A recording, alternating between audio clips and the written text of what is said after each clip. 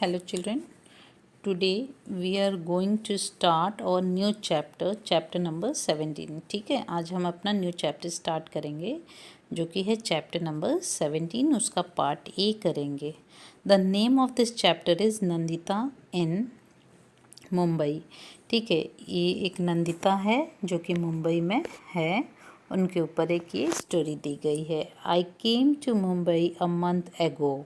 Since we came mother has been admitted in the hospital. We had to come to Mumbai for her treatment.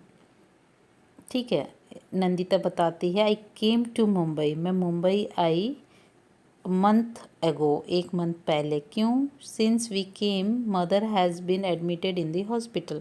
Mother को hospital में admit किया गया. क्यों? क्योंकि उनको मेडिकल इश्यूज़ थे जिस वजह से उनकी ट्रीटमेंट के लिए वो लोग आए हुए थे. The big city Mumbai. अब जो ये सिटी है उसके बारे में वो डिस्क्राइब करती है Nandita. I have slowly got used to the city. I still remember the day when mother and I got off the train at the Mumbai station. तो नंदिता बताती है कि मैं धीरे धीरे इस सिटी से थोड़ी यूज़ टू हो रही हूँ और मुझे वो दिन याद है जब मैं और मतलब नंदिता और नंदिता की मम्मी इस स्टेशन पर मुंबई स्टेशन पर उतरे थे first time. It was so crowded. Station पे बहुत ही भीड़ थी. I quickly caught hold of mother's hand. मैंने अपनी मम्मी का हाथ पकड़ के रखा था. देखिए छोटी सी बच्ची है, पिक्चर में आपको दिखाई दे रहा होगा. एक पोटली सा उसने हाथ में लिया हुआ है और अपनी मम्मी का हाथ पकड़ के खड़ी है. I was thinking about how mama would find us in the crowd. कि मामा जो उसके स्टेशन पे लेने आने वाले थे वो इतनी भीड़ में उसे कैसे पहचानेंगे, उन लोगों को वो कैसे देखेंगे. Just then I heard someone's calling loudly from behind, Nandita Nandita. I turn back and there was Mama. तो नंदिता कहती है कि उतनी ही देर में पीछे से एक आवाज़ आती है ज़ोरों से चिल्लाने की, नंदिता नंदिता. और वो जब मुड़ती है तो देखती है वो तो मामा है, उसके अंकल हैं. We left the station and were soon on our way to Mama's house. वो बताती है कि हम जल्दी ही स्टेशन को छोड़ते हैं और मामा के घर के लिए निकल जाते हैं. ठीक है, जैसे उसके मामा उन्हें रिसीव करते हैं तो वो स्टेशन को लीव करके मामा के घर के रूट पर वो लोग ट्रैवल करना स्टार्ट करते हैं. But again it was so crowded everywhere. पर वो बताती है कि पर फिर भी जब हम स्टेशन से बाहर निकले फिर भी वहाँ पर हर जगह बहुत ही क्राउड होता है. क्राउड का मतलब क्या होता है? भीड़. बहुत सारे लोग जब होते हैं ना उसे क्राउड कहा जाता है. जैसे क्राउडेड एरिया कहाँ पर होता है?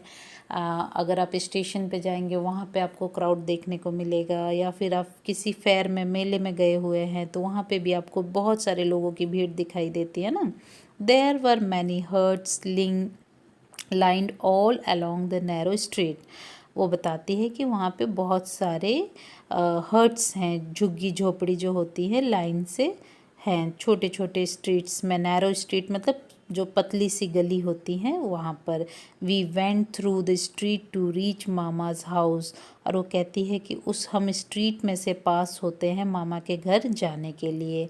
मामा mami their 2 daughters and a son all live in 1 room. वो बताती है कि मामा मामी उनकी 2 बेटी एक बेटा वो सब एक ही रूम में रहते हैं. Now I too live here with them. और वो बताती है नंदिता कि अब हम भी इन लोगों के साथ इसी एक रूम में रहेंगे.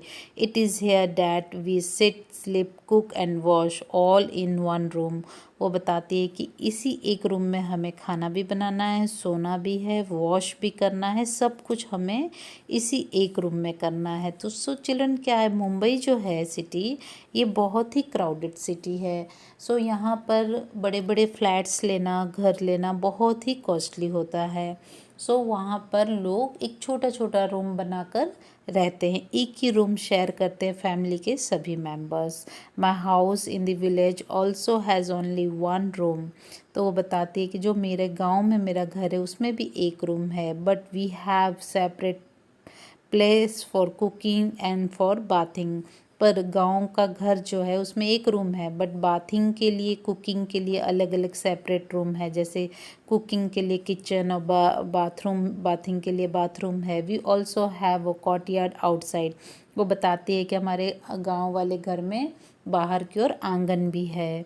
ठीक है, अब बात होती है वाटर की। ये तो एरिया की बात हो गई।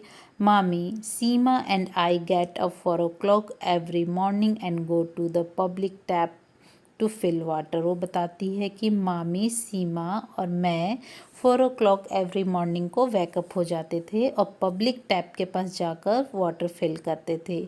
ओह no, you won't believe how many fights there are for water. वो बताती कि आपको बिलीव नहीं होगा कि वाटर के लिए वहाँ पे कितनी सारी फाइट्स हो जाती थी लेडीज़ के बीच में, कि मेरा मटका पहले लगेगा, मेरा बकेट पहले होगा, मैं पहले आई। इस तरीके के कंट्रोवर्सीज हो जाती थी। If we are just a little late then we are not able to fill water for the day. अगर हम थोड़े भी लेट हुए तो हम पूरे दिन के लिए पानी भी नहीं भर सकते। There is no tap in our house in the village too. और वो बताती है कि हमारे गांव में भी टैप नहीं था। Okay, the pond in the village has water. वो बताती है कि हम पॉन्ड में से पानी भरते थे। It takes 20 minute to walk to it. और 20 मिनट्स हमें लगता था वहाँ जाने के लिए। In summer sometimes the water in the pond ड्राइज up. और समटाइम्स तो ऐसा होता था कि जो पॉन्ड का पानी है वो सूख जाता था समर सीज़न में। Then we have to walk for almost 1 hour to the river to get water. और बताती है कि हमें फिर रिवर जाना होता था और रिवर का जो डिस्टेंस था वो 1 hour का था। ये विलेज की बात बता रही है Nandita. Okay, but in the village there were no fight for water. But village में हमें फ़ाइट नहीं करना होता है, पर यहाँ तो मुंबई में उसे वाटर के लिए फ़ाइट करने, वो देखती थी कि लोग फ़ाइट करते हैं। In the street where mama lives there is a toilet at one end. वो बताती है, देखिए पिक्चर में आपको दिखाई दे रहा होगा, एक टॉयलेट है।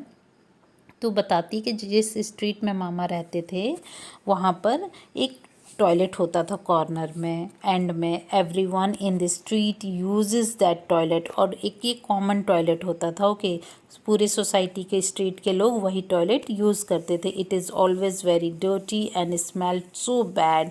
और ये टॉयलेट बहुत ही गंदा होता था और बहुत ही गंदा स्मेल करता था। But sorry, at first it used to make me want to vomit. और ऐसा लगता था जैसे कि वॉमिट हो जाएगा, नंदिता बताती है।